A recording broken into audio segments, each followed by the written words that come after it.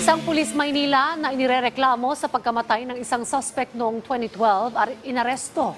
Nagbabalik si Bien Manalo. Ko ay naaresto ka namin sa visa ng warrant of arrest. Ikaw ngayon ay arestado at nasa ilalim ng pagsisiyasat sa salang reckless imprudence resulting in homicide and physical injury.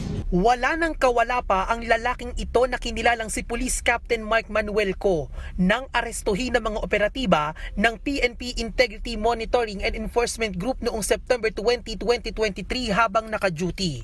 Dahil sa umano'y reklamong kinasasangkutan nito noong 2012, si Co ay aktibong miyembro ng Manila Police District na naka-assign sa MPD Police Station 1 sa Tondo, Maynila. Sa tatanong natin, sir, we found out na ito ay nangyari noong 2012 pa po sa isang checkpoint na kung saan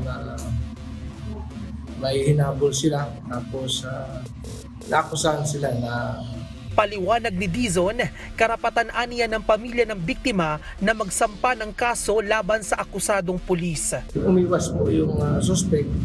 Sa kanyang pag-iwas, disgrasya siya na yun po ang naging sanhi ng kamatayan. Kaso lumabas siguro yung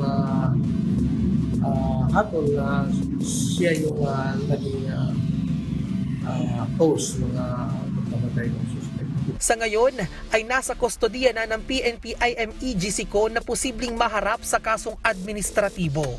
Bien Manalo para sa Morning Show ng Bayan, Rise and Shine, Pilipinas.